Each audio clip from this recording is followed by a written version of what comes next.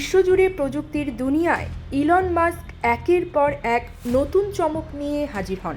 এবার তিনি পরিকল্পনা করছেন আটলান্টিক মহাসাগরের তলদেশে একটি বিশাল টানেল নির্মাণের। যুক্তরাষ্ট্রের নিউ ইয়র্ক থেকে যুক্তরাজ্যের লন্ডনকে সংযুক্ত করবে এই টানেল। তার মালিকানাধীন প্রতিষ্ঠান দ্য বোরিং কোম্পানি এই প্রকল্পটি বাস্তবায়ন করবে। আটলান্টিক মহাসাগরের তলদেশে তৈরি হতে যাওয়া এই টানেল বাস্তবে রূপ নিলে মাত্র 1 ঘন্টায় যুক্তরাষ্ট্র থেকে ইউরোপে পৌঁছানো সম্ভব হবে। বর্তমানে বিমানে নিউ ইয়র্ক থেকে লন্ডনে যেতে প্রায় 8 ঘন্টা সময় লাগে।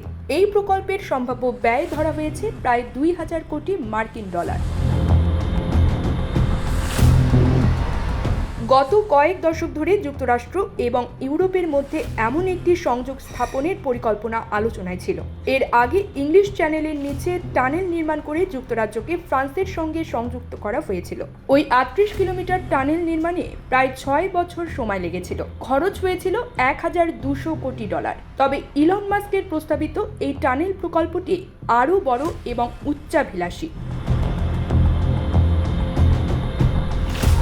ইলন মাস্ক তার টানেল নির্মাণে হাইপারলুপ প্রযুক্তি ব্যবহারের পরিকল্পনা করছেন। হাইপারলুপ প্রযুক্তিতে ভ্যাকুয়াম সিল করা টানেলের ভেতর যানবাহন চলাচল করবে, যার ফলে বাতাসের প্রতিরোধের মুখোমুখি হতে হবে না। এই প্রযুক্তির মাধ্যমে তাত্ত্বিকভাবে ঘন্টায় 3000 মাইলেরও বেশি গতিতে চলা সম্ভব। এতে নিউ ইয়র্ক থেকে লন্ডন পৌঁছাতে 1 ঘন্টারও কম সময় লাগবে। News desk, channel alpha 24।